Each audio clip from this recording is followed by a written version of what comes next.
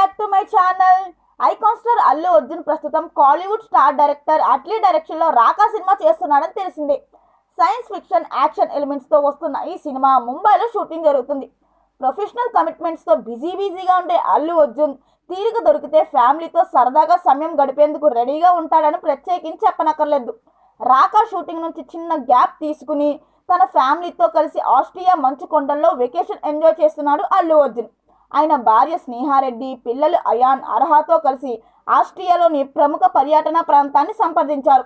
ఈ లొకేషన్లో Allu family chill అవుతున్న పిక్చర్స్ ఇప్పుడు సోషల్ మీడియాలో తెగ వైరల్ అవుతున్నాయి.